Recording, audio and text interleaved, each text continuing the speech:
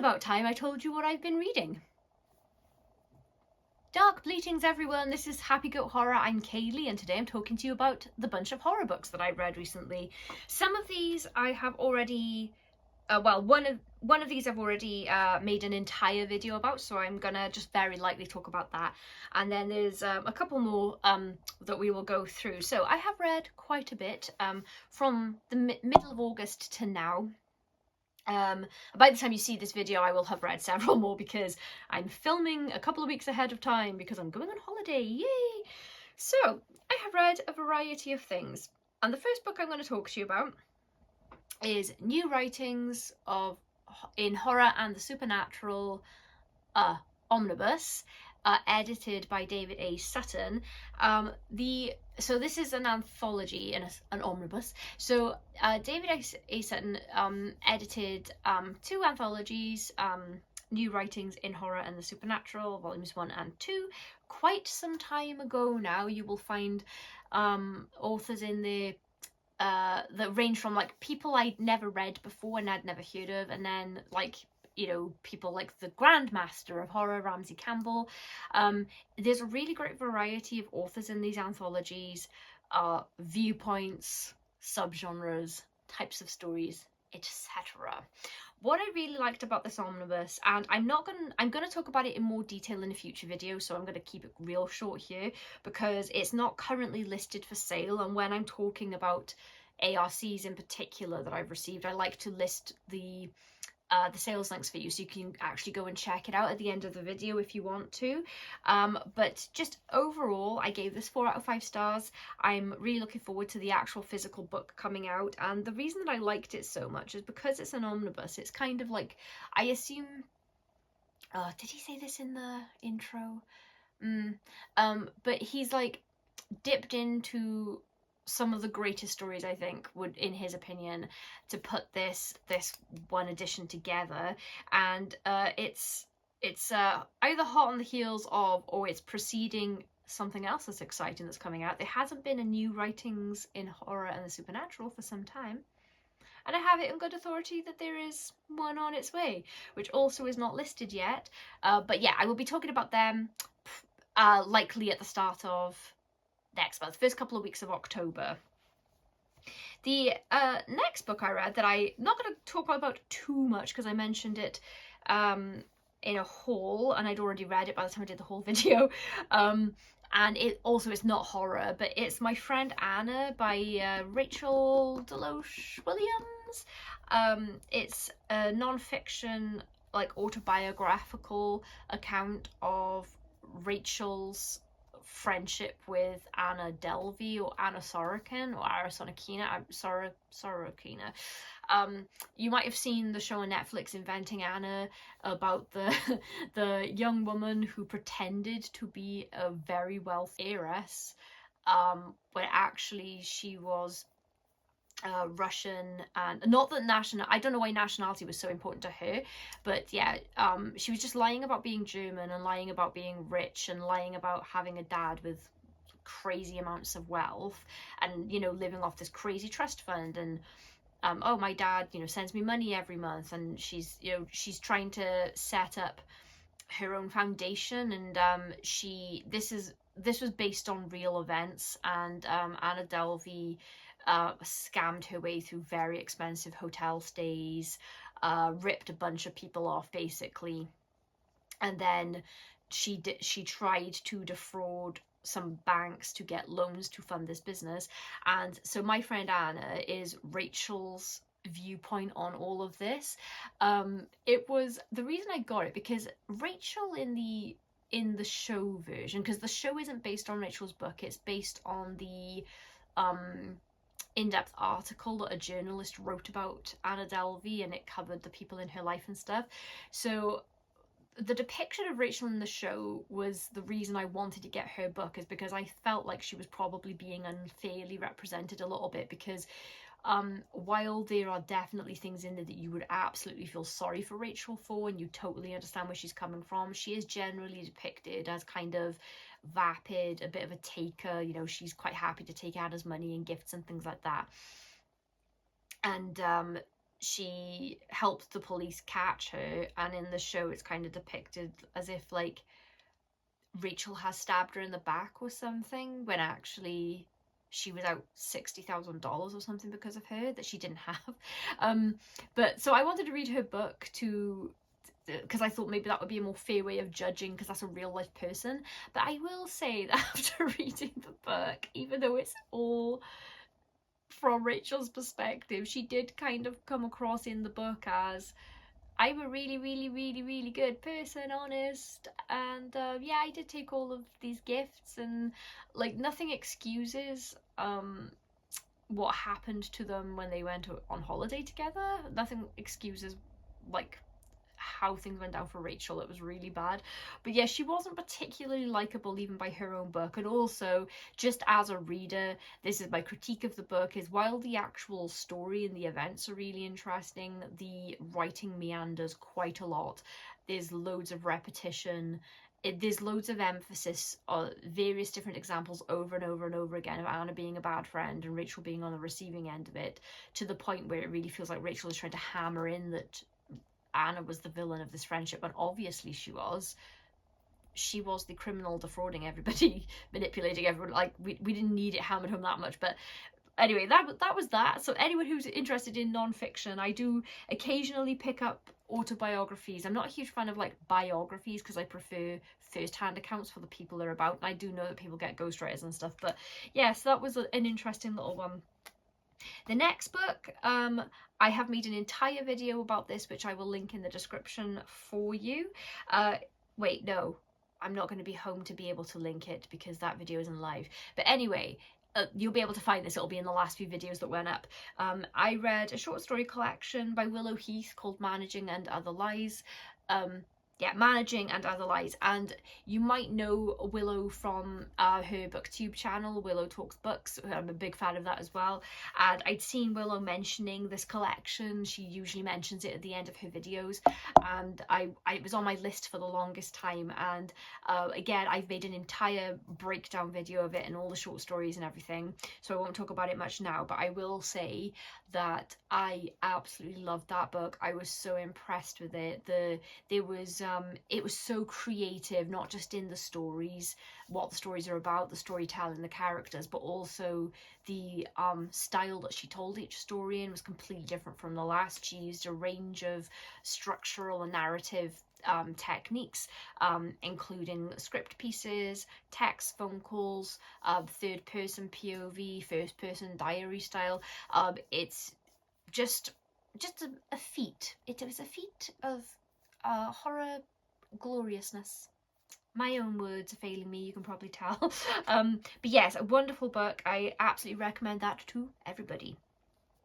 Alrighty, next up was another anthology, and I cannot find the sales link for this either. It's on Goodreads, and I was sure I'd reviewed it on Amazon, but now I can't find the UK Amazon link. So this is another one that I'm going to talk about in detail, like with a story-by-story breakdown, when I come back to talking about new writings in horror omnibus. But it's Pretend You Don't See Her, The Invisible Woman, which is an anthology edited by Lydia Prime and Jill Girardi from Candicia Press. It's all female written stories about women and their perils, and I really enjoyed it because, again, very creative. There was some very dark humour in some of them. The general feeling of it was, this is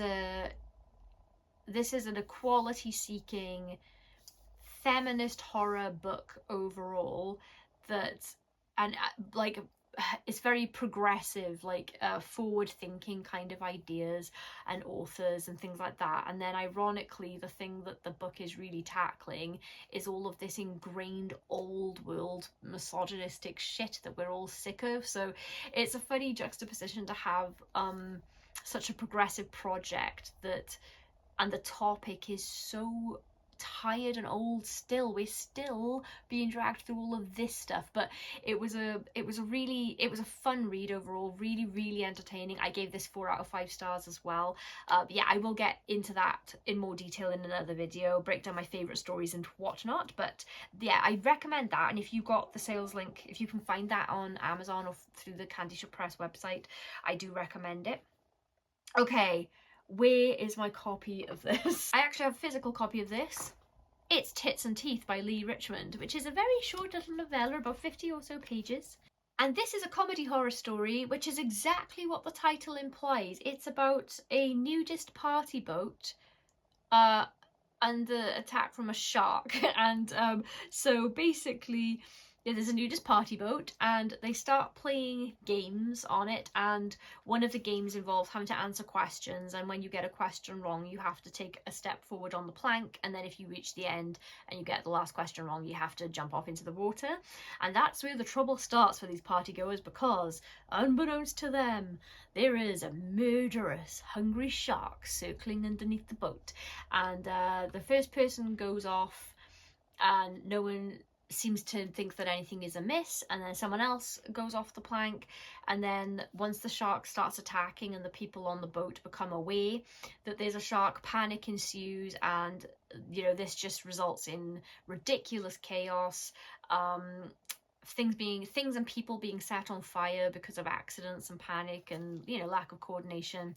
And then what comes from there is just sort of, you know, death after death of shark attack stuff. Like, so it's basically kind of like a comedic slasher film where the slasher is a shark. Some of the humor was kind of in the same vein as Deep Blue Sea for me. I had some criticisms of it. It wasn't like a perfect book for me. I really enjoy horror with comedy in it. I think I had like a couple of little gripes. Like, I thought the writing was generally fine. The descriptions of the shark attacking the people were a bit repetitive sometimes. Like, the one that jumps out to me is that a couple, like, I think it's like 3 times in a 15-page span, the shark attacking people is described as like they were hit like a freight train by the shark, which is a glorious description, but it was just overused a couple of times. Like, in a book this short you can't really get away with it because, like, it's noticeable, because this was kind of a one-sitting read. And the only other thing, this isn't really a critique, this is just personal preference, but in a story that is so obviously for fun, like the title alone, come on, and the fact that all of the victims of the shark are naked, I thought there was so much scope for some really silly, childish slapstick humour here, like physical stuff. And I was just, you know, there are nips everywhere, they're going to be nibbled off, and dangling, swinging things. And I just thought, if you're gonna do that, you may as well just lean like full John Cleese Monty Python style into it, where I felt like there's so much carnage, so much bloodshed, so many deaths, so much ridiculous crazy stuff going on. So it's not lacking action or any of that stuff. It's just, I thought that if anything, the author was a little bit restrained for my preferences. Like, but I am a silly little idiot woman, and I really, like, I enjoy absurdist humour sometimes, and I think that this was the perfect kind of plot to allow for it. But if you enjoy, you know, animal attack, shark attack stuff in particular, something that doesn't take itself seriously at all, and you're just in it for like a good old time, this is probably something you'd enjoy. I did have a good time with it. Right, the next one. Oh, I loved this, and I'm really sorry. I don't know how to pronounce the author's name, but it's called Bluebells, and I'll put a picture of the cover on the screen for you. This was a great little novella. It was it had the same, I compared it a lot to Interview with the Vampire, because this is about a woman who is afraid that her brother has been killed in the war. It's set a bit in the past. I think it's the Second World War, but it could be the First World War. I just don't remember now. And there's also like a disease or like a plague that seems to be sweeping through her town, and a lot of people are dying, and it's just like a bad, morbid, grim time. And then a man turns up, and he claims that he has been sent by her brother to reunite them, and he wants her to go with him. And the thing about this guy, though, is that he's a vampire, and the thing about this universe is that at least the government and the armed forces know about vampires because they're using them as frontline troops to spread disease. So the disease that's going around this woman's town, where did that come from and why is it so rampant? And what I really liked about this is because I feel like the author has to be an Anne Rice fan because of the beautiful, dark, melodramatic, romantic flair to this in the depiction of the vampire. And we're switching between viewpoints, which is really great. But I think some people would view this as kind of like a tragic romance between these two characters. But I viewed this as kind of like if we were being really honest about Lestat. Because Lestat from the Vampire Chronicles is a really, really great character. He's so entertaining. Like, I love reading him, but he's awful. He is a terrible person. I know he's a vampire. I know he's not a human, blah, blah, blah, blah, blah, but he's awful. And he's given a lot of allowances by us, the reader, because he's witty and funny and you know, roguish, and he's got all these powers and he's immortal. And I think we give a pass to people who are funny and hot or hot, basically. If you're a man, you can get away with quite a lot, like being a serial killer or doing assaults, that kind of stuff. And I felt like this character in Bluebells was kind of Lestat, but if we were kind of taking the rose tinted glasses off a bit. I really enjoyed it. I think I gave this 5 out of 5. It was very different for the kind of fiction I've been reading recently. Like, the atmosphere and everything was real thick, and yeah, it was really lovely writing and a great story, and I was on the edge of my seat. Next up, oh, I was so excited. This is a novel by Stephen Barnard. It's called Ringrock. Oh, where's my copy? Here it is. I forgot that I bought a physical copy recently. Yeah, so Ringrock is about 4 guys that are driving along, and they inexplicably get into an accident and kind of go over a cliff and end up in a lake. And then when they manage to get out of the lake, and they're soaked and scared and everything, and, you know, lucky to be alive, they find themselves in the weirdest little village that seems like they've gone back in time, and they meet a very strange lady who seems to be trying to escape with a baby. But she takes them back into the village to get them help. And everyone is just really weird and obstructive. Like, they're not giving them any instructions on how to get out of this place. And apparently they can't. Apparently there's only one way out, and only one person knows the way out. So it felt very much, it's like folk horror. Oh, also human sacrifices are happening. So there was a lot going on, and it felt like The Village, M. Night Shyamalan's The Village, but like not disappointing at the end, if that makes sense. So we've got this really great folk horror element of I think it's a monthly sacrifice, and it's kind of like a lottery amongst the houses who has to sacrifice somebody and whatever. There are these town elders that are running things. There are women that are basically kept as sort of concubines and servants by the town elders, and they're outsiders, so people who have somehow strayed into this village, this is what happens to them. Also, what I forgot about is the book doesn't even open in this place. The book opens with a black metal band and a particular thing that happens with their most devoted fans, and then we moved to the 4 guys in the car going off the cliff and going into this village, and I just completely forgot about this band for the longest time, but the way that they come back in is so good. It's full of surprises. The folk horror is really strong, the atmosphere is good, like this town was really clearly painted. I was very nervous for all of the characters, and not just the ones that have found themselves in there, which was a great way of us, the reader, exploring the story, because the story really is about the young woman that they meet trying to get out of the place with her baby, but seeing everything through a stranger's eyes was great for us as readers. And there's just so much going on with so many different characters, but not too many. Like, I was never confused about what was going on. It was a really great time. I gave it 5 out of 5. I absolutely loved it. And the last book I'm talking about, because this is the most Halloweeny one and we are now in spooky season, is called Halloweird. It was edited by Johnny Mains, and this is one of the more unique anthologies that I have ever read. So I don't have my notes on it right in front of me, I'm so sorry, but this is kind of something for you, that's better for you to discover on your own anyway. This is a story of this is an anthology of seasonal Halloween spooky season kind of stories.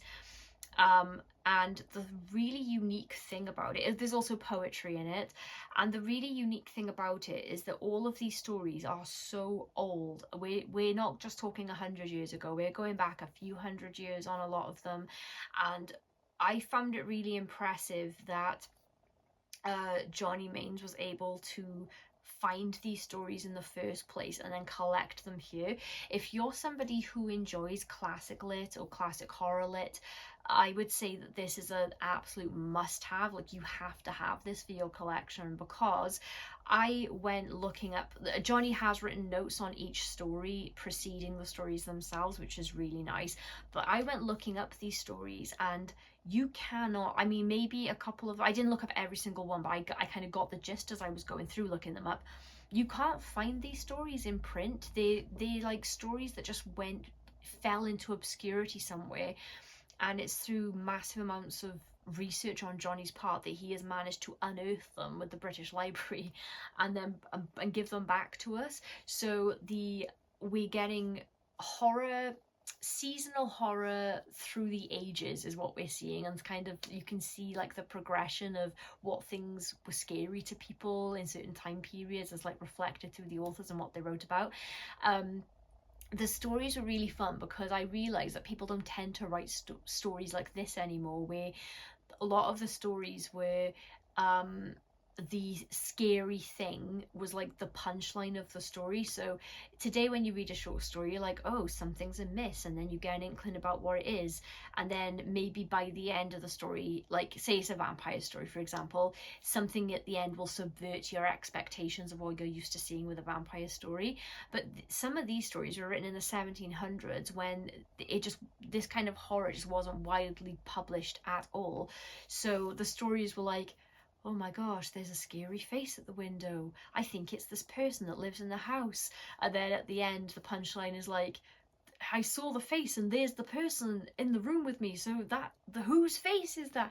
Like, so do you know what I mean? Like, so like the horror came as the end of the story was like, oh, surprise, it's a horror story, if that makes sense. And I loved that. I just haven't seen short stories written like that ever, apart from when I'm reading like classic stuff. But like, yeah, what Johnny managed to find, like the authors that he's got here, poems that have never seen the light of day since maybe their first publication in 1800 or something like that. I just think he did such a great job. And if you're somebody that enjoys atmosphere and that, like, you know, sitting around a fire telling a spooky story kind of vibe, then this is the book you'll like. Also, the language is interesting, obviously, because our language and how we speak and write changes so rapidly that it was really nice to go back a couple of hundred years and see what the general style of speech was when we're talking books. So yeah, I highly recommend that. And again, yeah, if you're somebody that studies literature, or you just have a vested interest in historically horror publishing and storytelling and things like that, then you just have to have this. I really love it. It's one of my favorite books that I read all year, and I'm really excited to get to talk to you about it.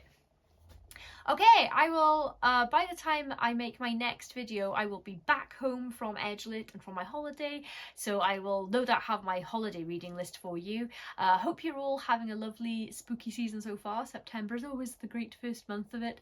I will see you in the next one. Bleed!